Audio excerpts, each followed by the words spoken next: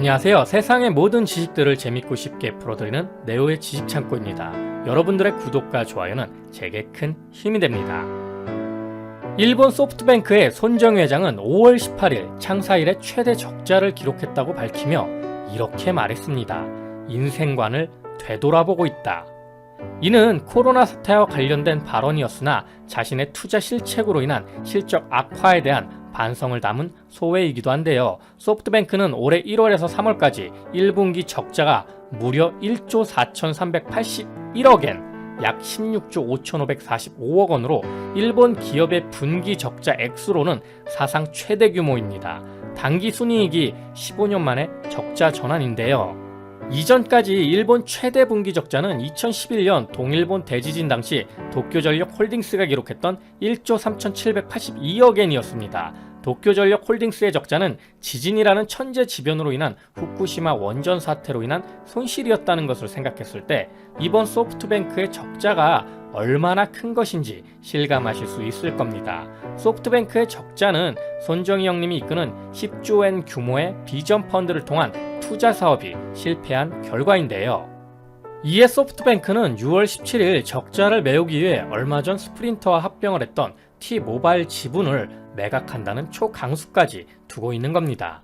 이미 눈덩이처럼 불어난 빚을 감당하기 위해서 소프트뱅크는 회사의 현차를 늘리고 빚 부담을 줄이기 위해 알리바바 지분 일부를 팔기로 했다고 6월 1일 발표하기도 했는데요. 회사가 발표한 매각 대금은 79억 달러, 약 9조 4,800억 원입니다.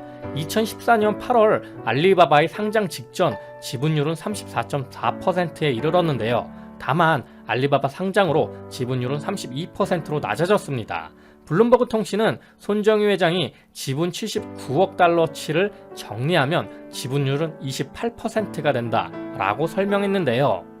여기에 더해 T모바일 지분 매각까지 온 겁니다. T모바일은 한국으로 치면 LG U+ 정도 되는 통신회사인데요.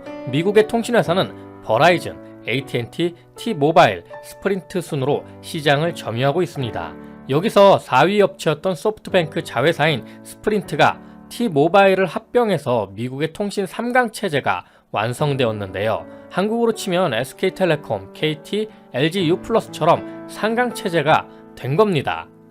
하지만 손정희 형님이 얼마나 쫄렸으면 미국 통신시장의 3강 체제를 완성한 지 얼마 되지도 않은 T모바일 지분 매각까지 고려했을까요? 알리바바 지분을 더 팔았으면 T모바일 지분은 놔둬도 되었을 텐데 선택의 기로에서 아무래도 미국 통신시장 경쟁이 더 힘들 것으로 판단한 것 같습니다.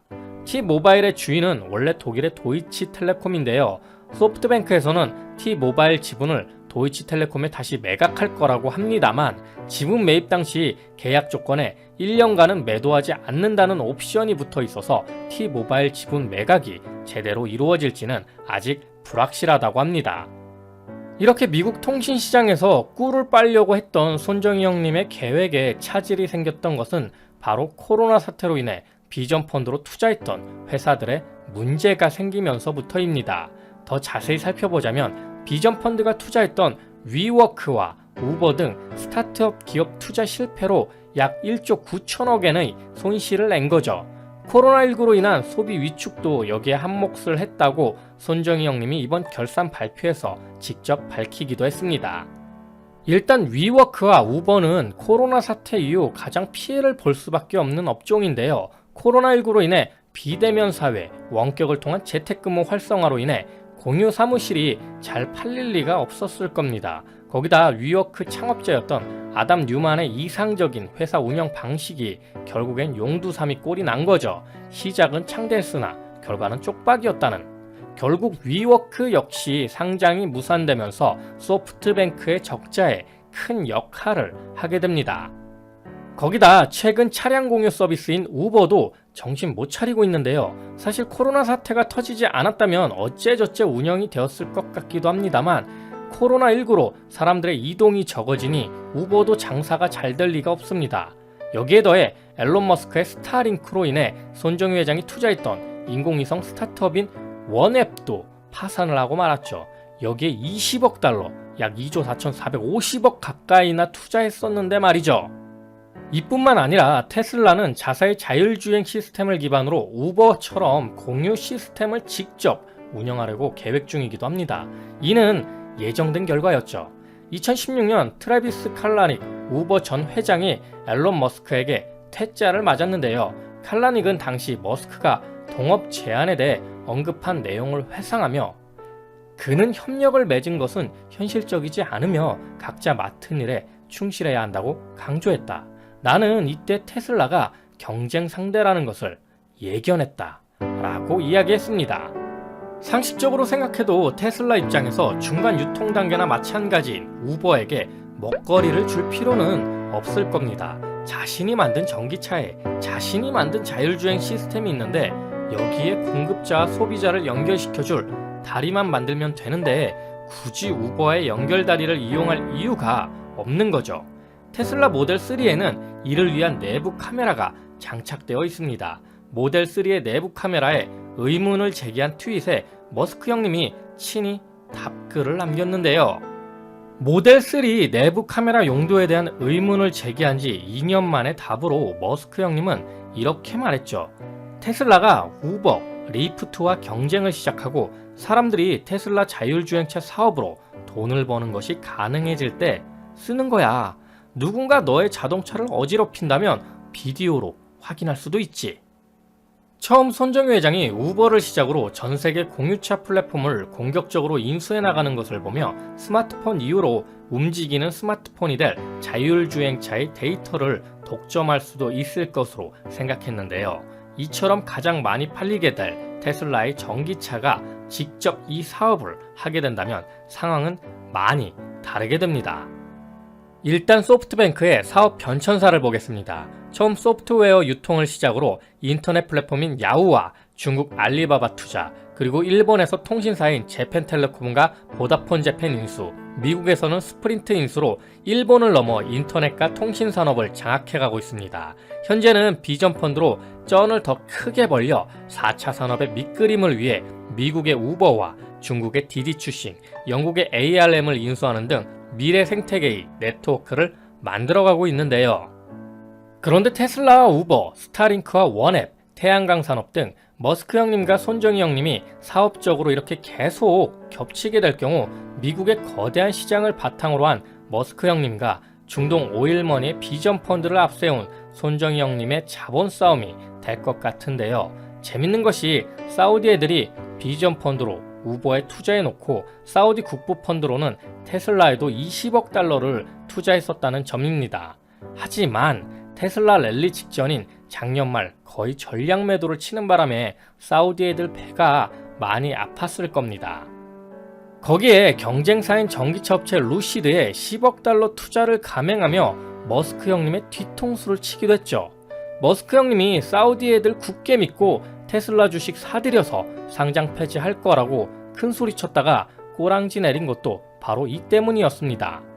여담이지만 사우디 국부 펀드가 이번 코로나 팬데믹 때 버핏 형님이 손절한 항공주와 은행주 그리고 에너지주를 대거 사들였는데 둘 다 중장기 투자 스타일이기 때문에 누가 승자가 될지 지켜보는 것도 재밌는 관전 포인트가 될 것 같습니다.